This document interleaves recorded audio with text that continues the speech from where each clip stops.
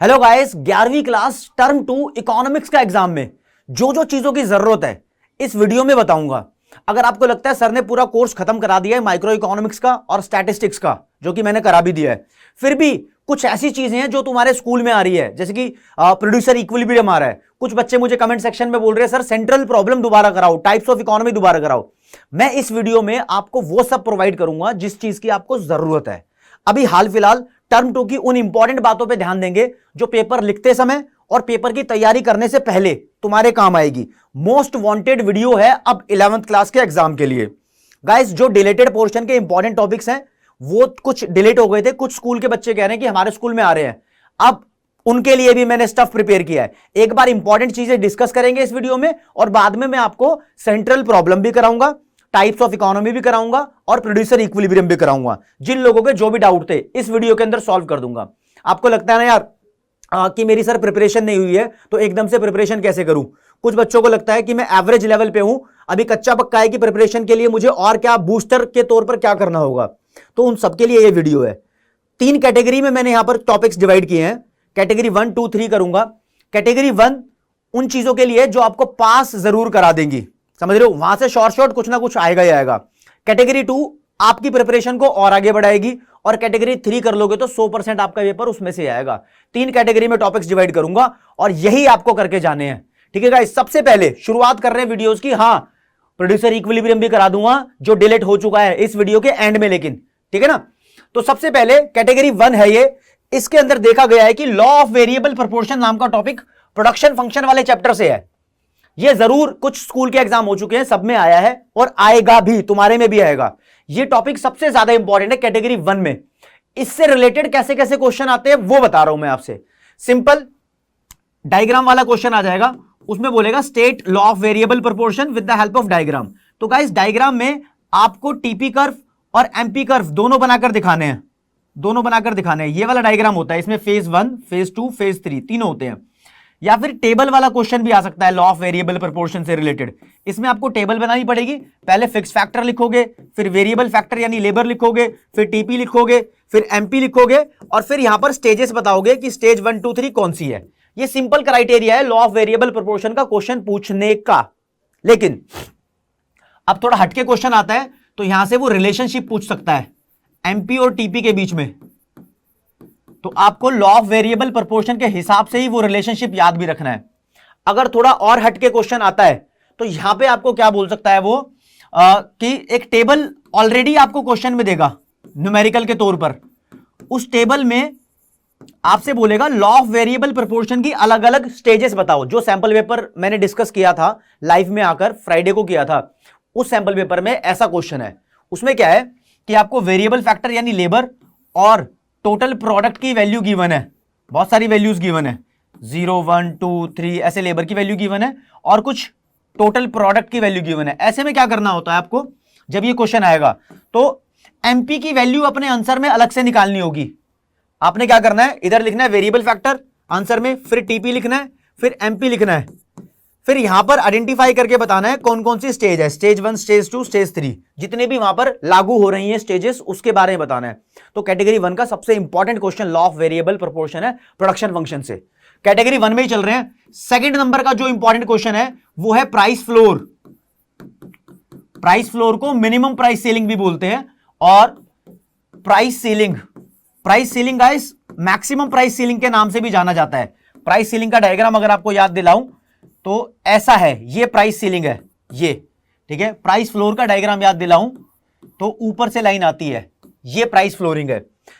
Government price को control करने के लिए बीच में इंटरफेयर करती है, तो यूनिट 4 के अंदर, फॉर्म्स ऑफ मार्केट वाली यूनिट 4 के अंदर प्राइस डिटर्मिनेशन से आगे, इक्विलिब्रियम प्राइस से आगे ये वाला टॉपिक आता है। ये बहुत सारे स्कूलों में आ रहा है और ये टॉपिक सबसे ज्यादा इंपॉर्टेंट है। तो कैटेगरी नंबर 2 में इसकी काउंटिंग होती है, मतलब कैटेगरी 1 में क्वेश्चन नंबर 2 में इसकी काउंटिंग होती है। इसके ऊपर सीधा सीधा क्वेश्चन आ सकता है, प्राइस फ्लोर या प्राइस सीलिंग का आपसे मीनिंग पूछ सकता है। ठीक है, पहली बात ये आपको पता होनी चाहिए। रियल लाइफ इसके एग्जांपल्स क्या है ये पता होना चाहिए। फिर इसकी इंप्लीकेशंस क्या होगी, इंप्लीकेशंस मतलब इफेक्ट, ये इंपॉर्टेंट है, ये पता होना चाहिए। और 4th नंबर पे इनका डायग्राम पता होना चाहिए। 4 चीजें इन दोनों के बारे में करनी है। एक छोटी सी वीडियो बना रखी है प्राइस फ्लोर प्राइस सीलिंग के नाम से, आप उस वीडियो को जाकर देखोगे तो ये कॉन्सेप्ट क्लियर हो जाएगा आपको, बिल्कुल ओके रिपोर्ट। अगर लॉ ऑफ वेरिएबल प्रोपोर्शन नहीं आता तो प्रोडक्शन फंक्शन वाली वीडियो बना रखी है, प्लेलिस्ट आपके पास अवेलेबल है, आप उसमें से देख सकते हो। ठीक है दोस्तों, थर्ड नंबर पे स्टैंडर्ड डेविएशन स्टैटिस्टिक्स में से है। स्टैंडर्ड डेविएशन को गाइस इस सिग्मा वाले निशान से डिनोट करते हैं, स्टैंडर्ड डेविएशन, और साथ में coefficient of variance. Coefficient of variance का फॉर्मूला, पहले स्टैंडर्ड डेविएशन निकालो, फिर उसको मीन से डिवाइड करो और मल्टीप्लाई करो 100 से। ये क्वेश्चन आएगा ही आएगा, टर्म 2 के अंदर ये क्वेश्चन आना ही आना है, ये सोच लो। न्यूमेरिकल आएगा इसके ऊपर, ठीक है। अब न्यूमेरिकल आएगा तो न्यूमेरिकल की काफी सारी वैरायटीज हैं। एक तो इंडिविजुअल सीरीज में आ सकता है न्यूमेरिकल, सिर्फ एक्स की आपको वैल्यू देगा, लाइक 2, 4, 9, 12, इसका स्टैंडर्ड डेविएशन निकालो। या फिर आपको एक्स के साथ एफ की वैल्यू देगा, ठीक है, मान लो 10, 20, 30, 40 और इसकी वैल्यू 2, 4, 6, 9 ऐसे कुछ करके दे दी। ये डिस्क्रीट सीरीज का है, ये इंडिविजुअल सीरीज का क्वेश्चन है। या फिर आपको क्लास इंटरवल सीरीज भी दे सकता है। तो गाइस यहां पर क्लास इंटरवल लिखे हो सकते हैं 0 से 10, 10 से 20 ऐसे करके, 2, 4, 6 ऐसे कुछ वैल्यूज भी लिखी हो सकती हैं। तो 3 तरीके से स्टैंडर्ड डेविएशन का क्वेश्चन आ सकता है। इनमें कोएफिशिएंट ऑफ वेरिएशन को भी निकालने के लिए वो बोल सकता है। और बाकी बात रही तो आजकल ट्रेंडिंग क्वेश्चन ये है कि क्लास इंटरवल की वैल्यूज आपको गिवन होती है, फिर आपको वैल्यू गिवन होती है ग्रुप ए की फ्रीक्वेंसी की, फिर वैल्यू गिवन होती है ग्रुप बी की फ्रीक्वेंसी की। ऐसा क्वेश्चन गिवन होता है। सैंपल पेपर जो सोल्व कराया था उसमें भी ऐसा क्वेश्चन है, ठीक है। स्टैंडर्ड डेविएशन की वीडियो देखोगे तो उसमें भी ऐसा क्वेश्चन डिस्कस किया हुआ है। ऐसा क्वेश्चन आ जाता है। इसमें क्लास इंटरवल की वैल्यू गिवन होती है एक तरफ, ठीक है, इधर फ्रीक्वेंसी गिवन होगी, दोनों की अलग अलग। पूछा होगा ग्रुप ए बढ़िया है या ग्रुप बी बढ़िया है। बढ़िया का मतलब जो यहां पर वर्ड यूज किया जाएगा, कौन सा यूनिफॉर्म है, या फिर कौन सा कंसिस्टेंट है, या फिर कौन सा डिपेंडेबल है। ये डिपेंडेबल वाला वर्ड बल्ब के ब्रांड में यूज किया था, सैंपल पेपर जो सॉल्व कराया था। तो जो इनमें से बढ़िया होता है उसका कोएफिशिएंट ऑफ वेरिएंस कम होता है। यानी आपको 2 क्वेश्चन समझ के सॉल्व करना पड़ेगा। पहले इन दोनों का स्टैंडर्ड डेविएशन के थ्रू, बाद में कोएफिशिएंट ऑफ वेरिएंस निकाल लो, फिर क्लास इंटरवल और ये फ्रीक्वेंसी लेके इन दोनों का अलग से निकाल लो। जिसका सीवी कम आएगा वो ज्यादा कंसिस्टेंट, यूनिफॉर्म या फिर डिपेंडेबल ब्रांड होगी। क्रिकेटर मैच का स्कोर हो सकता है, बल्ब की ब्रांड में कितने घंटे बल्ब जलता है उसका कुछ डेटा गिवन हो सकता है। तो ऐसा क्वेश्चन पॉपुलर क्वेश्चन की काउंटिंग में आएगा। तो थर्ड स्टैंडर्ड डेविएशन है गाइस। फोर्थ नंबर पे कैटेगरी 1 चल रही है। फोर्थ नंबर पे इंडेक्स नंबर पे आ जाओ। इंडेक्स नंबर में आपको दोनों ही चीजें करनी है, थ्योरी भी करनी है और यहां से न्यूमेरिकल भी आएगा। मोस्ट वांटेड वीडियो का most wanted numerical. Index number calculate करो, प्राइस इंडेक्स लास्ट पेरे के मेथड से या पास्चे के मेथड से या फिर फिशर के मेथड से। ये P01 से इंडेक्स नंबर को डिनोट करते हैं। फिशर निकालना हो तो मैंने उसकी ट्रिक आपको इंडेक्स नंबर में बता रखी है।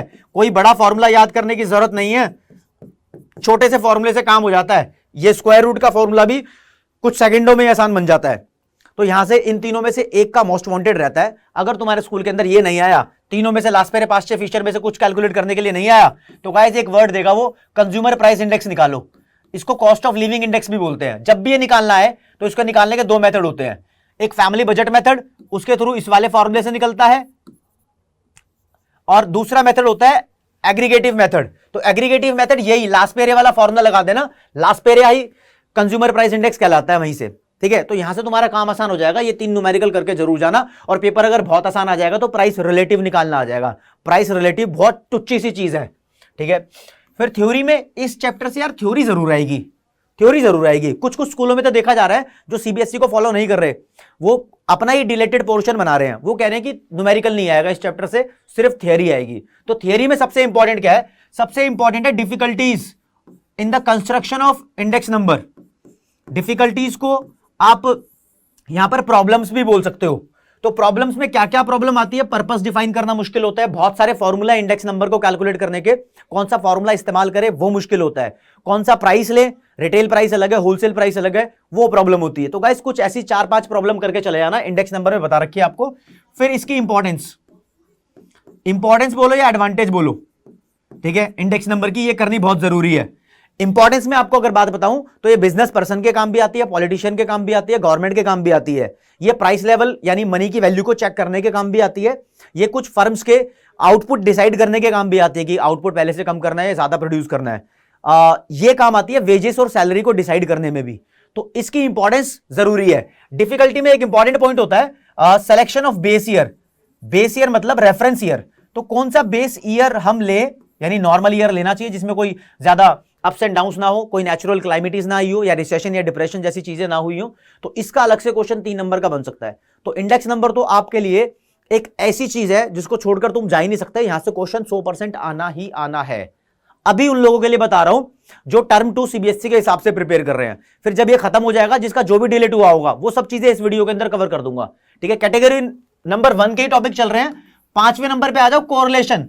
स्टैटिस्टिक्स में कोरिलेशन, गाइस कोरिलेशन का कॉफिशिएंट निकालना आता है, उसको आर से डिनोट करते हैं, और रैंक वाला मेथड डिलीट हो चुका है, तो कार्ल पियर्सन वाला मेथड आ सकता है, यानी ये न्यूमेरिकल आएगा कार्ल पियर्सन। इसको प्रोडक्ट मूवमेंट कोरिलेशन भी बोलते हैं। इसके बहुत सारे तरीके होते हैं कैलकुलेट करने के। एक्चुअल मीन मेथड से ये ऐसे कैलकुलेट होता है, ऐसे वाला फॉर्मूला लगता है, ऐसे वाला, और ये स्क्वायर रूट कैसे सॉल्व करते हैं वो आपको मैंने कोरिलेशन की वीडियो में बता रखा है, ठीक है।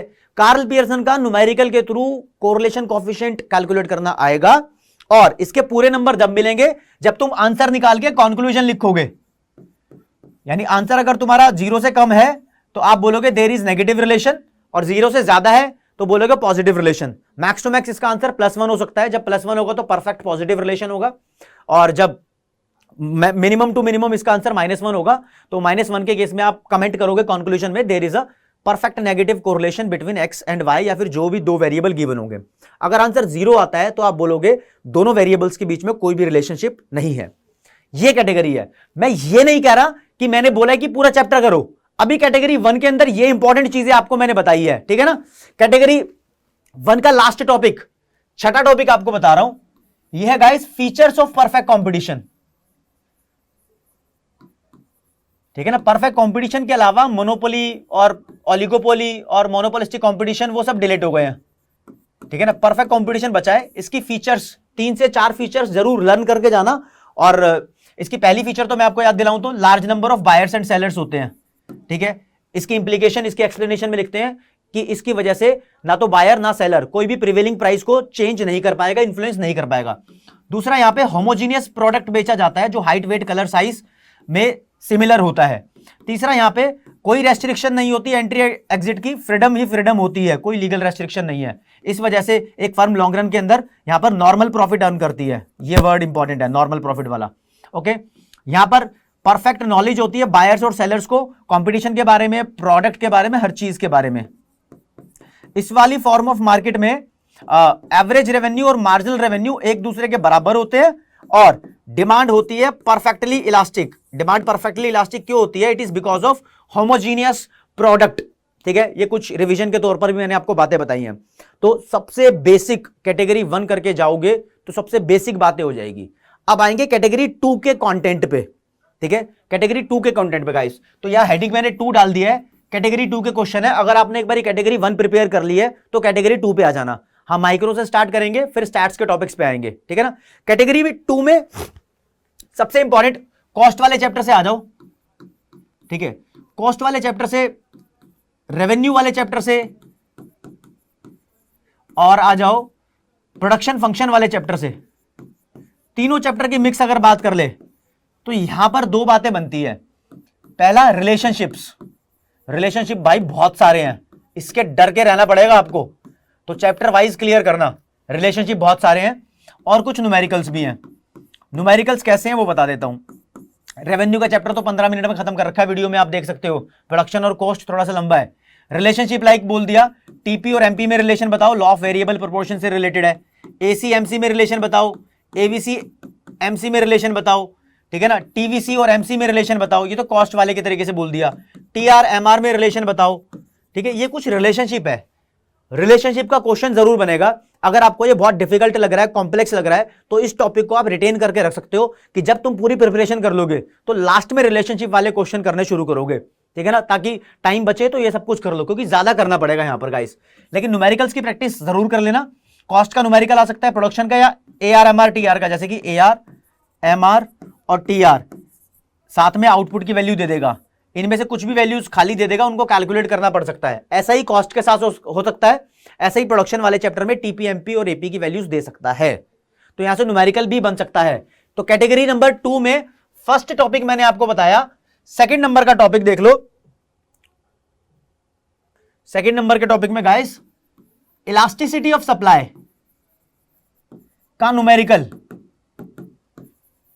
इलास्टिसिटी ऑफ सप्लाई को ES ऐसे डिनोट करते हैं, ठीक है ना। इसका न्यूमेरिकल आएगा ही आएगा, इलास्टिसिटी ऑफ सप्लाई का। यहां पर एक दुविधा खत्म कर देता हूं।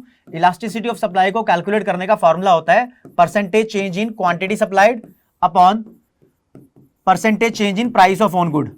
यही सेम फॉर्मूले को हम ऐसे भी लिखते हैं, change in quantity upon change in price multiplied by price upon quantity. तो गाइस जब भी तुम इसका आंसर निकाल दोगे, आंसर निकालने के बाद कंक्लूजन जरूर लिखना, नहीं तो पूरे नंबर नहीं मिलेंगे।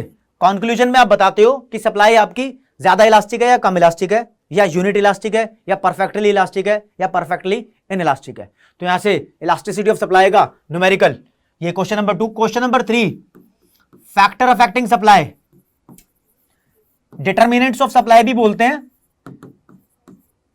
ये बहुत इंपॉर्टेंट है, बहुत इंपॉर्टेंट है, ये भी आएगा ही आएगा। बहुत सारे फैक्टर होते हैं, प्राइस ऑफ ऑन गुड, दूसरे पे प्राइस ऑफ इनपुट, तीसरे पे प्राइस ऑफ अदर गुड्स, चौथे पे चेंज इन प्रोडक्शन टेक्नोलॉजी, पांचवे पे गवर्नमेंट पॉलिसी चेंजेस जिसमें टैक्स और सब्सिडीज आप लिख सकते हो। 6 नंबर पे नंबर ऑफ फर्म्स करके चले जाओ, ठीक है। 7 नंबर पे क्लाइमेट चेंज, और भी बहुत होते हैं, प्राइसिंग ऑब्जेक्टिव वगैरह, लेकिन इतने करके चले जाओ, इससे काम बन जाएगा। ये सप्लाई से थर्ड टॉपिक हो गया। चौथे नंबर का movement along supply curve. Movement along supply curve को guys change in quantity supplied भी बोलते हैं, versus shift in supply curve. Shift in supply curve को चेंज इन सप्लाई भी बोलते हैं, ठीक है। ये जरूर करके जाना, यानी ये जो 2 टॉपिक बताए हैं इसमें से एक क्वेश्चन जरूर होगा, और इलास्टिसिटी ऑफ सप्लाई का पहले बताया था, उसका न्यूमेरिकल होगा ही होगा, ठीक है ना। ये हो जाएंगे। तो कैटेगरी 2 में 5वें नंबर का जो क्वेश्चन आएगा, कैटेगरी 2 थोड़ी सी बड़ी बनती है, ठीक है। इसमें आपका प्रिपरेशन का थोड़ा मोराल हाई हो जाता है, आप ज्यादा अच्छे से प्रिपेयर कर पाते हो।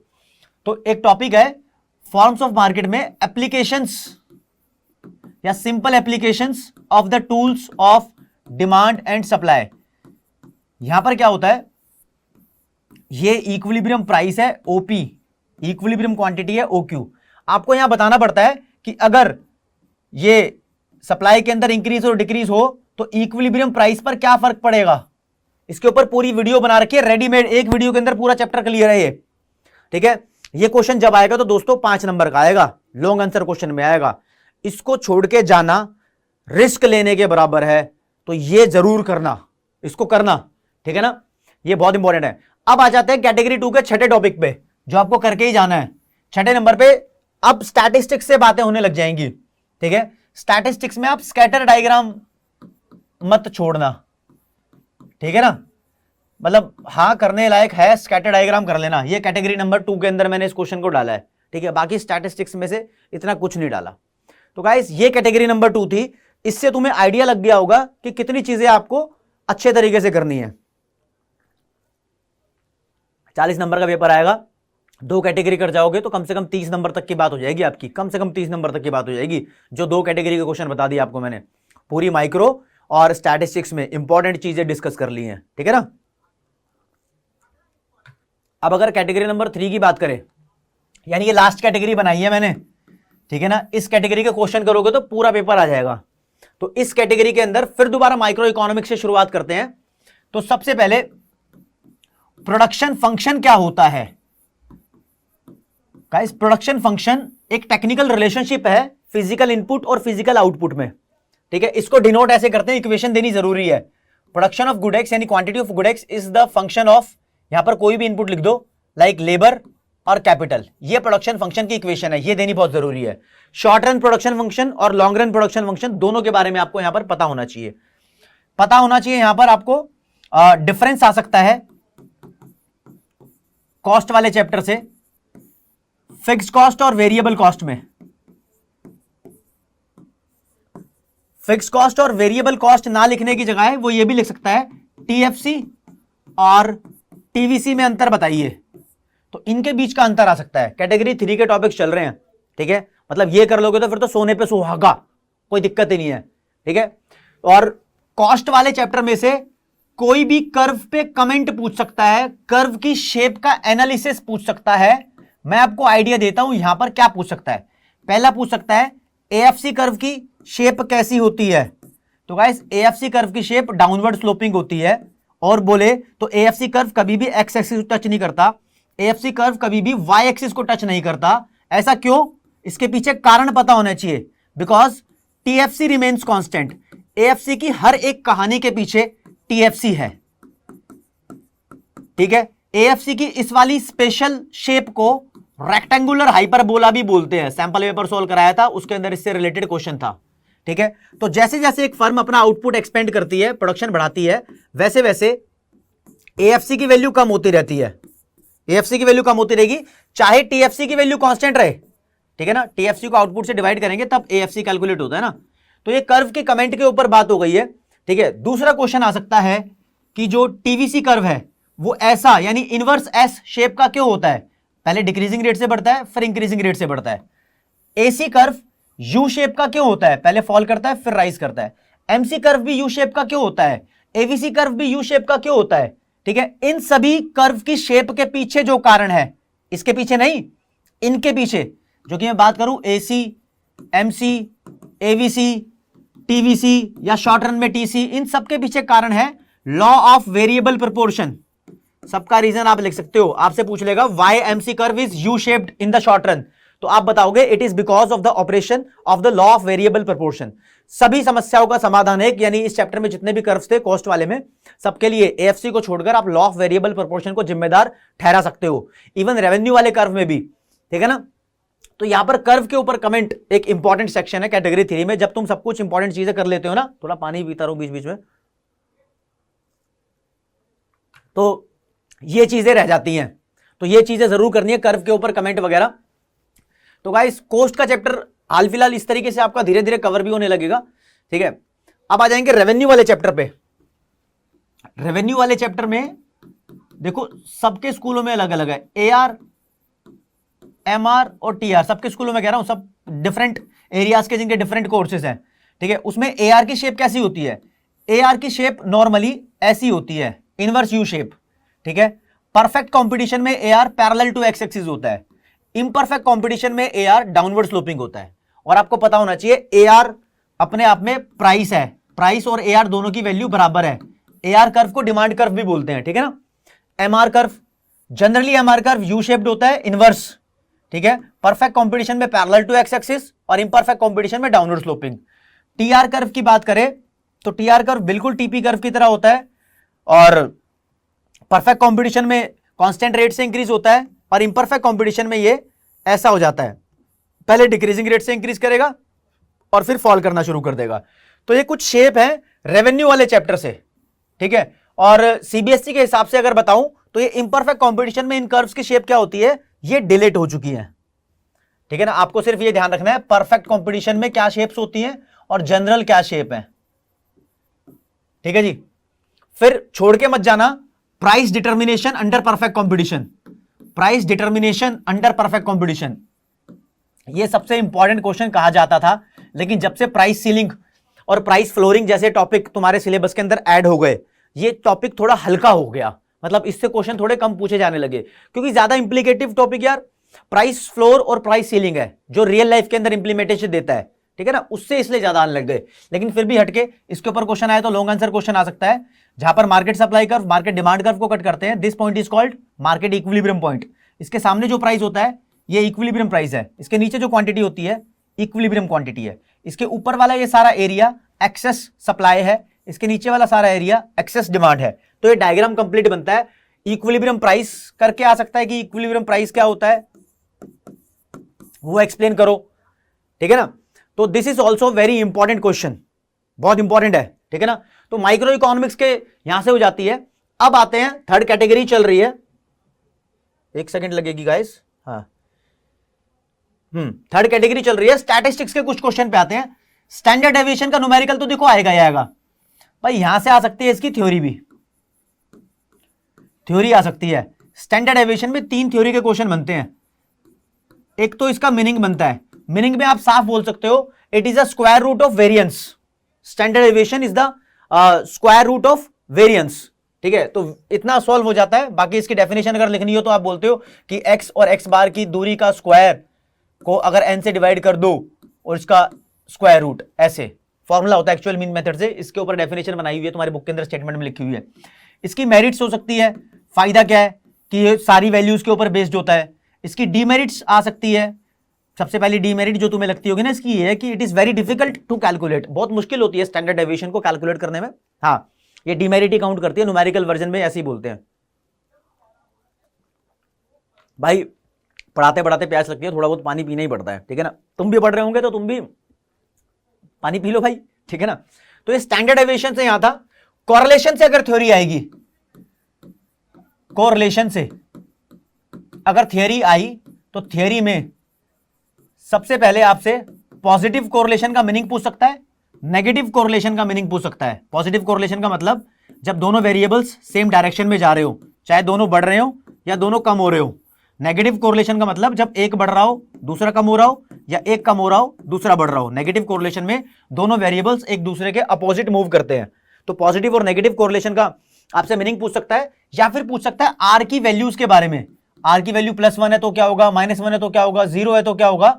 अगर वो 0 से +1 के बीच में है तो क्या होगा, या -1 से 0 के बीच में है तो क्या होगा।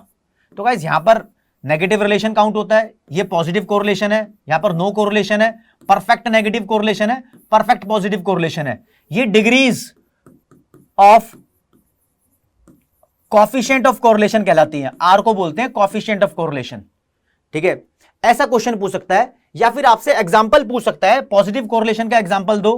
पॉजिटिव कोरिलेशन का सबसे बड़ा एग्जांपल लॉ ऑफ सप्लाई है, प्राइस बढ़ता है तो सप्लाई बढ़ती है, ठीक है ना। नेगेटिव कोरिलेशन का एग्जांपल पूछ सकता है, लॉ ऑफ डिमांड है, प्राइस बढ़ता है तो डिमांड कम होती है। तो ये अपने आप में एग्जांपल है, रियल लाइफ एग्जांपल के बारे में बात कर सकता है, ठीक है। स्कैटर डायग्राम का क्वेश्चन कैटेगरी 2 में आपको बताया था, इससे ऊपर यहां पर क्वेश्चन बनने के चांसेस नहीं है। हद से हद आपको क्या करेगा, जो कार्ल पियर्सन का क्वेश्चन है उसका टेबल वाला क्वेश्चन ना देके आपको कुछ वैल्यूज दे देगा और फिर कैलकुलेट करने के लिए बोलेगा। लाइक आपको ये वाली वैल्यू अलग से देगा, ये वाली वैल्यू अलग से देगा, ये वाली वैल्यू अलग से देगा, और बोलेगा कोएफिशिएंट ऑफ कोरिलेशन कैलकुलेट करो। तो आप तो फॉर्मूला बना सकते हो कार्ल पियर्सन का इसके थ्रू। ये वाला फॉर्मूला होता है, ये होता है फॉर्मूला, सारी वैल्यूज गिवन है। और नहीं तो ऐसे ना देकर वो ऐसे दे देता कभी, कैपिटल X माइनस X बार का होल स्क्वायर समीशन ये। तो गाइस ये और ये, सॉरी ये स्क्वायर रूट नहीं लगना चाहिए यहां पर, ठीक है ना। ये दोनों सेम बात है, स्मॉल x को ऐसे लिखते हैं, इसकी जगह ये y माइनस वाई बार की होल स्क्वायर का समीशन दे सकता है ना। ऐसे कुछ बड़ी बड़ी वैल्यूज दे सकता है। आपको रेडी रहने की जरूरत है। कोरिलेशन का जो चैप्टर करा रखा है, पूरी कोरिलेशन के चैप्टर में 2 वीडियोस बनाई हुई है। एक स्कैटर डायग्राम की वीडियो अलग से बना रखी है और कार्ल पियर्सन की वीडियो अलग से बना रखी है। प्लेलिस्ट के अंदर दी हुई है, प्लेलिस्ट अवेलेबल है प्लेलिस्ट वाले सेक्शन में हमारे चैनल पे। तो वहां पर स्टैटिस्टिक्स की अलग प्लेलिस्ट बनी हुई है, माइक्रो इकोनॉमिक्स की अलग प्लेलिस्ट बनी हुई है। आपको लग रहा है कि सर यार सही में इंपॉर्टेंट क्वेश्चंस वगैरह सब बता रहे हो, तो यार प्लीज चैनल को लाइक भी कर दो, सब्सक्राइब भी कर दो और बेल आइकन दबा दो, क्योंकि 12th क्लास में आने वाले हो। 12th क्लास में आओगे तो और मौज भार के साथ, मतलब और बढ़िया तरीके से पढ़ाई करेंगे। अभी तो हम बहुत लेट आए तुम्हारे पास, मुझे भी होता है, लेकिन 12th क्लास में शुरू से जुड़ेंगे तो बहुत अच्छे नंबर ले आएंगे। जितना जल्दी मैं करा रहा हूं उतना जल्दी कराने की जरूरत भी नहीं पड़ेगी, मतलब धीरे धीरे करते रहेंगे ताकि एंड टाइम तक बहुत अच्छा हो जाए, ठीक है ना। तो गाइस कोरिलेशन से ये था। और अगर इंडेक्स नंबर की बात करें तो वो हद से हद क्वेश्चन ये बोल सकता है कि कंज्यूमर प्राइस इंडेक्स और होलसेल प्राइस इंडेक्स में डिफरेंस बता दो। इन दोनों में डिफरेंस पूछ सकता है इंडेक्स नंबर से जो थ्योरी है। तो यहां पर ये रिटेल प्राइस पे डिपेंडेंट है, ये होलसेल प्राइस पे डिपेंडेंट है, ये कॉस्ट ऑफ लिविंग बताता है, ये इन्फ्लेशन रेट बताता है। फिर इसका फॉर्मूला अलग होता है, इसका फॉर्मूला अलग होता है। 3 डिफरेंस आप आसानी से बना सकते हो, समझ रहे हो। तो ये तीनों कैटेगरी मैंने आपसे शेयर की। तो मुझे उम्मीद है कि आप कैटेगरी 1, 2, 3 करके इनको प्रिपेयर करोगे। और मैं कह रहा हूं कि आप मेरी वीडियोस देख रहे हो, आपके पास सब कुछ सारा स्टफ अवेलेबल है, तो आधी चीजें तो आपको पहले से आती होंगी। बट अब यहां पर जरूरत है फर्निशिंग की, अपने आप को फर्निश करो, तो वो जो इंप्रूवमेंट आएगी ना, वो आपके लिए एक वैल्यू एडिशन होगी। अब सॉल्यूशन उन बातों का दूंगा जो स्टूडेंट्स मुझसे बोल रहे हैं कि सर जो डिलेटेड टॉपिक्स हैं वो हमारे स्कूल में आ रहे हैं। तो पहले पे बात करूंगा प्रोड्यूसर इक्विलिब्रियम। प्रोड्यूसर इक्विलिब्रियम सबसे पहले सॉल्व कराऊंगा। ये कुछ लोगों ने बोला है कि करा दो जी मुझे प्रोड्यूसर्स इक्विलिब्रियम, उसको यहीं खत्म कराता हूं अभी के अभी। Producer equilibrium under perfect competition है, इसको फर्म्स इक्विलिब्रियम भी बोलते हैं। फर्म्स इक्विलिब्रियम को अब शॉर्ट में ऐसे लिखूंगा, अंडर परफेक्ट कंपटीशन। ठीक है, अब जो ये लोग मुझसे कर रहे हैं ना, ये क्योंकि डिलीट हो चुका है और आपको करना भी है तो आपको ज्यादा मेहनत करनी पड़ेगी। यहां पर मैं कुछ बोलूंगा, आपको मेरी वीडियो पॉज करके वो चीज सुन के अपनी कॉपी में नोट भी करनी पड़ेगी। सबसे पहले प्रोड्यूसर इक्विलिब्रियम होता क्या है वो बताता हूं। गाइस, प्रोड्यूसर इक्विलिब्रियम वो सिचुएशन होती है जहां पर प्रोड्यूसर अपने प्रॉफिट को मैक्सिमम कर लेता है। तो इसकी डेफिनेशन बोल रहा हूं, ये आपको लिखनी है अपनी कॉपी में। Producer equilibrium is a situation where a producer maximises his total profit out of his given income and resources. नहीं समझ आई तो दोबारा रिप्ले कर लो, इसको लिखो। ठीक है, जब भी ये क्वेश्चन आएगा तो आपको यहां पर बताना होगा प्रोड्यूसर इक्विलिब्रियम की कंडीशंस क्या होती है। कंडीशंस क्या आ गया भाई, ये मतलब इकोनॉमिक्स में कहा जाता है अगर पता लगाना है कि प्रोड्यूसर इक्विलिब्रियम में है या नहीं है, तो ये दो कंडीशंस उसको सेटिस्फाई करनी पड़ेगी। कंडीशन नंबर 1 है M R must be equal to M C, और कंडीशन नंबर 2 है M C must be rising after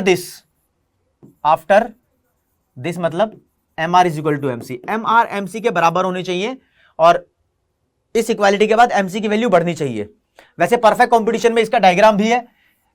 perfect competition में एम आर कर्व वैसा होता है, एम सी कर्व वैसा होता है, दोनों को कंबाइन करके प्रोड्यूसर इक्विलिब्रियम का डायग्राम बनाऊंगा। ये प्रोड्यूसर इक्विलिब्रियम का डायग्राम नहीं है। अब डायग्राम जरा चेक कर लो प्रोड्यूसर इक्विलिब्रियम का। अगर आपको डायग्राम बनाना आए तो एम आर कर्व ये रहा प्रोड्यूसर इक्विलिब्रियम का, एम सी कर्व ये रहा। ठीक है, ये पॉइंट प्रोड्यूसर इक्विलिब्रियम है गाइस। ठीक है, ये पॉइंट प्रोड्यूसर इक्विलिब्रियम है। और एमसी कर्व को कुछ लोग यहां छोड़ देते हैं, कुछ लोग पूरा बनाते हैं। दोबारा बना के दिखा रहा हूं आपको मैं। ये देखिए, ये एम आर कर्व है और ये एमसी कर्व है। ठीक है ना। अब इसमें कुछ बात बताता हूं। ये एमसी की वैल्यू फॉल हो रही है, ये एमसी की वैल्यू बढ़ रही है। ये प्रोड्यूसर इक्विलिब्रियम पॉइंट है, आप ऐसे मार्क भी कर देना। ठीक है, अपने डायग्राम में। ठीक है, इसके नीचे जो आउटपुट है ओ क्यू, ये इक्विलिब्रियम आउटपुट है, ये बताना जरूरी है। एक्स एक्सिस पे आप लिखना क्वांटिटी और वाई एक्सिस पे लिखना जो भी कर्व बनाया है उनका नाम। एमआर का कर्व बनाया है और एमसी का कर्व बनाया है इन यूनिट्स। ऐसे यहां पर भी इन यूनिट्स लिखनी जरूरी है। ये प्रोड्यूसर इक्विलिब्रियम का डायग्राम है। इस पॉइंट पे एमआर और एमसी एक दूसरे के बराबर है। इस पॉइंट से पहले ये एमआर की वैल्यू ज्यादा थी, एमसी की वैल्यू नीचे है तो कम थी। आप यहां मार्क कर देना एमआर ज्यादा है एमसी से। इस पॉइंट के बाद एमसी की वैल्यू ज्यादा हो गई एमआर से। तो गाइस, ये जो पॉइंट है ये दोनों कंडीशंस को सेटिस्फाई कर रहा है। देखो, एमआर और एमसी इक्वल है, यहां पर दोनों कर्व एक दूसरे को कट कर रहे हैं, दिखा दिया पॉइंट। फिर देखो, MC must be rising after this equality. तो देखिए, इस इक्वालिटी के बाद एमसी की वैल्यू बढ़ रही है। अगर मैं इक्वालिटी की ये वाली बात करूं तो इस इक्वालिटी पे भी एमआर एमसी बराबर है, लेकिन वैल्यू एमसी की कम हो रही है। इसलिए ये वाला ई डैश इक्विलिब्रियम पॉइंट नहीं है, इसके ई वाला इक्विलिब्रियम पॉइंट कंसर्न किया जाएगा, माना जाएगा। तो क्वेश्चन आ सकता है, explain how a producer achieve his equilibrium under perfect competition. तो ऐसे क्वेश्चन में सबसे पहले आपको लिखना कैसे, ट्रेंड कैसे बनेगा। सबसे पहले प्रोड्यूसर इक्विलिब्रियम का मीनिंग लिखना पड़ेगा, पूरे नंबर चाहिए। दूसरे पे आपको कंडीशंस लिखनी पड़ेंगी, जो मैंने कंडीशन लिख दी। थर्ड नंबर पे आपको डायग्राम बनाना पड़ेगा, डायग्राम मैंने बना के दे दिया। चौथे नंबर पे आपको एक्सप्लेन करना पड़ेगा डायग्राम को, एक्सप्लेनेशन में लिखते हैं ना, एक्स एक्सिस पे क्या लिखा है, वाई एक्सिस पे क्या लिखा है। पांचवें नंबर पे आप कंक्लूजन लिखेंगे। तो गाइस, कंक्लूजन क्या बनता है वो भी मैं वर्बली आपको बता रहा हूं, डायग्राम देख लो। कंक्लूजन बनता है, therefore E is the point of equilibrium where producer achieve his equilibrium by producing OQ units of the commodity. OQ units of the commodity, ये बताना जरूरी होगा। ठीक है ना। और यहां पर प्रॉफिट की अगर बात करें, कभी कभी प्रॉफिट से रिलेटेड तुमसे कुछ पूछ लेता है, प्रॉफिट होता है क्या यहां पर। तो गाइस, प्रॉफिट का फॉर्मूला, जो ग्रॉस प्रॉफिट का फॉर्मूला है, वो total revenue minus total cost होता है। टोटल रेवेन्यू मतलब कितने पैसे आए, मान लो 100 रुपए तुम्हें मिले हैं। टोटल कॉस्ट मतलब तुमने कितने खर्चे हैं, मान लो 95 खर्च कर दिए, तो कितना प्रॉफिट था आपका, 5 रुपीज। ऐसे प्रॉफिट कैलकुलेट होता है इकोनॉमिक्स में। तो ये आपको जानना जरूरी है। प्रोड्यूसर इक्विलिब्रियम का क्वेश्चन अगर तुम्हारे सिलेबस में आ रहा है तो थ्योरेटिकल क्वेश्चन इस तरीके का आएगा। अगर बात रही न्यूमेरिकल, तो न्यूमेरिकल क्वेश्चन भी आ सकता है प्रोड्यूसर इक्विलिब्रियम का। उसमें आपको कुछ वैल्यूज गिवन होगी, लाइक आउटपुट गिवन होगा, टीआर गिवन होगा, टीसी या टीवीसी कुछ गिवन होगा। आपको इसके अंदर एमआर की वैल्यू कैलकुलेट करनी है और एमसी की वैल्यू कैलकुलेट करनी है और चेक करना है कि कहां पर ये दोनों इक्वल है, लाइक स्टार और स्टार इक्वल है। इक्वल होने के बाद भी एमसी की वैल्यू उसके बाद बढ़नी चाहिए, लाइक यहां पर 10 है, यहां पर 10 है, तो आगे वैल्यू 11 होनी चाहिए एमसी की, 9 नहीं होनी चाहिए, ठीक है ना। तो जो आउटपुट यहां पर होगा, इधर मान लो 3 आउटपुट है, तो ये आपका इक्विलिब्रियम लेवल ऑफ आउटपुट होगा। ऐसा क्वेश्चन भी फ्रेम हो सकता है। प्रोड्यूसर इक्विलिब्रियम का चैप्टर अगर आ रहा है तो ऐसे क्वेश्चन जरूर आएगा, और क्वेश्चन दो ही तरीके से आएंगे, या तो वो डायग्राम वाला आएगा या ये टेबल वाला आएगा। क्योंकि गाइस ये कोर्स में नहीं है ना, इसलिए मैंने इसके ऊपर कोई एक पर्टिकुलर वीडियो लेक्चर नहीं बनाया। अब उन लोगों की समस्या का समाधान करता हूं जो लोग मुझसे बोल रहे हैं कि सर टाइप्स ऑफ इकोनॉमी हमारे सिलेबस में आ रहा है। तो गाइस टाइप्स ऑफ इकोनॉमी शुरू में है माइक्रो इकोनॉमिक्स में, तो टाइप्स ऑफ इकोनॉमी की बात कर लेते हैं। इकोनॉमी में ऐसे लिखूंगा शॉर्ट में, ठीक है ना, आपको साफ साफ दिखाई देना चाहिए बस। 3 तरीके की इकोनॉमी होती है। पहली होती है कैपिटलिस्ट इकोनॉमी। कैपिटलिस्ट इकोनॉमी को मार्केट इकोनॉमी भी बोलते हैं, फ्री मार्केट इकोनॉमी भी बोलते हैं, लेजेस फेयर इकोनॉमी भी बोलते हैं। दूसरी होती है सोशलिस्ट इकोनॉमी। सोशलिस्ट इकोनॉमी को प्लान्ड इकोनॉमी भी बोलते हैं, सेंट्रली प्लान्ड इकोनॉमी भी बोलते हैं। और थर्ड होती है मिक्स्ड इकोनॉमी। अब इन तीनों के ऊपर आपको बताया था, बुक में आपके कंटेंट आपको मिल जाएगा क्योंकि रिलेटेड है सिलेबस से। कैपिटल इकोनॉमी या कैपिटलिस्टिक इकोनॉमी या फ्री मार्केट इकोनॉमी वो इकोनॉमी होती है जहां पर सारे के सारे इकोनॉमिक डिसीजंस मार्केट के द्वारा लिए जाते हैं on the basis of their demand and supply. यहां पर गवर्नमेंट का रोल नहीं होता, जैसे कि अमेरिका और जापान इसका एग्जांपल है, उनमें यहां पर ऐसा होता है। फिर बात करते हैं सोशलिस्टिक इकोनॉमी या प्लान्ड इकोनॉमी में। ये उस तरीके की इकोनॉमी है जहां पर सारे के सारे इकोनॉमिक डिसीजंस, इकोनॉमिक डिसीजन का मतलब प्रोडक्शन डिसीजन, इन्वेस्टमेंट डिसीजन या कंजम्पशन डिसीजन, ऐसे डिसीजन सरकार यानी गवर्नमेंट लेती है, और जो गवर्नमेंट में एक अथॉरिटी होती है प्लान्ड अथॉरिटी, ठीक है, वो लेती है, और यहां पर मार्केट का कोई रोल नहीं होता, ठीक है। दोनों के बारे में पता होना चाहिए। इस वाली इकोनॉमी का मेन ऑब्जेक्टिव प्रॉफिट मेकिंग होता है, इसका मेन ऑब्जेक्टिव होता है सरकार सारे डिसीजन ले रही है तो सोशल वेलफेयर, और जहां पर इन दोनों के फीचर्स पाए जाए उसको मिक्स्ड इकोनॉमी बोलते हैं।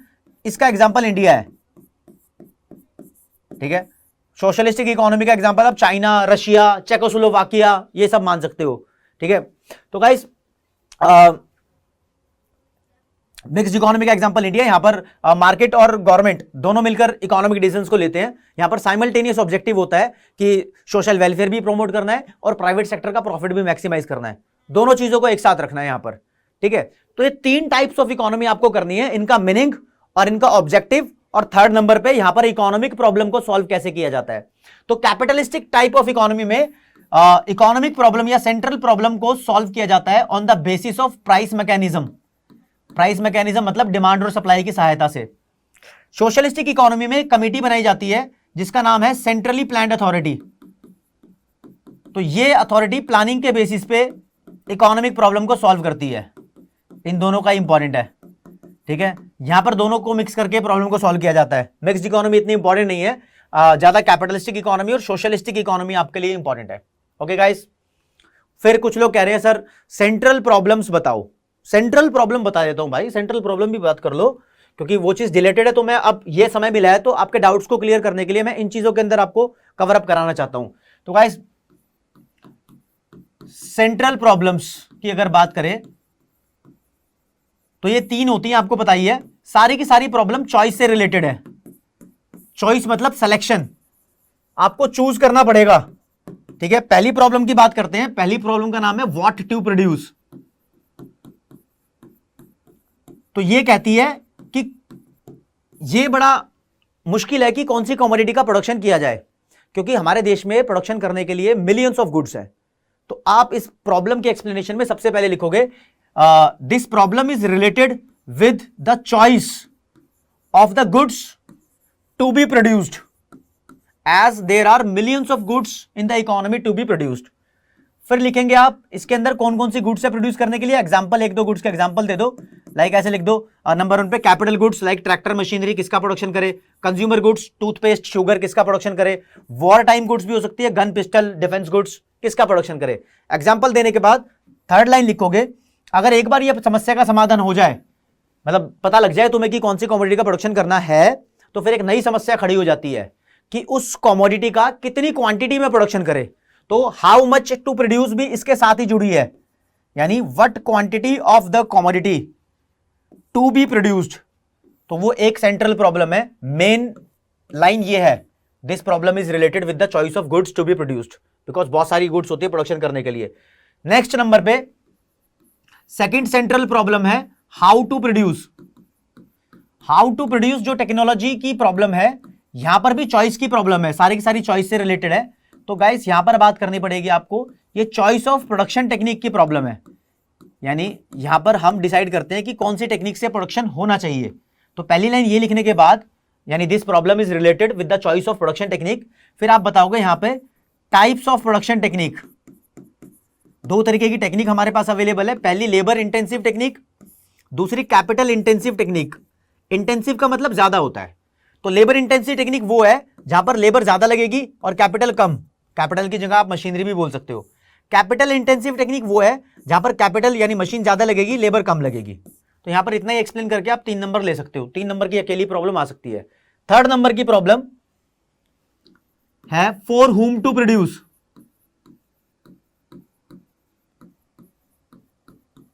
फॉर हुम टू प्रोड्यूस में गाइस ये बताना है, वैसे तो ये इनइक्वालिटी की प्रॉब्लम है, problem with related to the distribution of goods and services.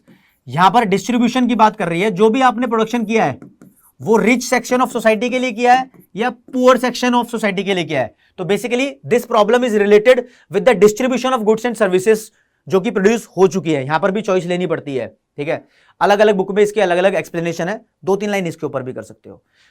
जो ये प्रॉब्लम सेंट्रल प्रॉब्लम्स होती है, इसका एक और नाम है, इनको problem of allocation of resources भी बोलते हैं, एलोकेशन ऑफ रिसोर्सेज, ठीक है गाइस।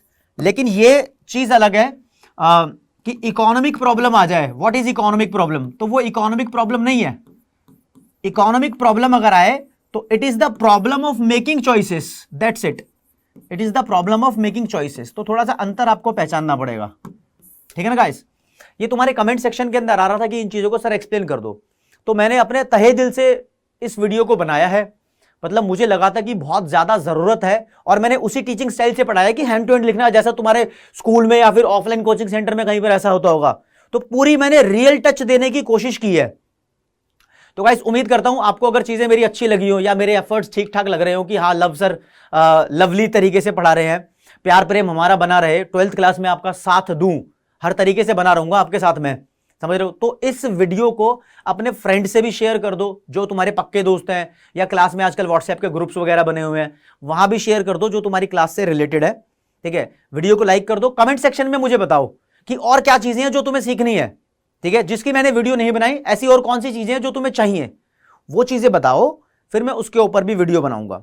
ये एक स्ट्रैटेजिक वीडियो थी, इससे तुम्हें पेपर को क्रैक करने का पूरा आइडिया लग गया है। तो all the very best guys, जिनका पेपर चल रहा है, जिनका पेपर कल परसों तरसों कभी भी है, इस वीडियो को देख के आइडिया लगाओ क्या क्या करना है, और उससे पहले जो मैंने पूरी पूरी वीडियोस बनाई है वहां से सीख लो कि कैसे कैसे करना है। तो लव सर तुम्हारे साथ बने रहेंगे हमेशा तहे दिल से। तो ऐसे यार प्यार प्रेम बिखेरते रहो। तुम बहुत अच्छे से मेरी वीडियोस को देख रहे हो, मेरे पास व्यूज बहुत ज्यादा आ रहे हैं, मजा आ रहा है, लिटरली एनकरेजमेंट दिल से आ रही है कि तुम्हारे लिए मैं बहुत अच्छे से काम करूं। तो गाइस आज की वीडियो में इतना ही। थैंक यू सो मच, नमस्ते, मिलते हैं फिर आगे।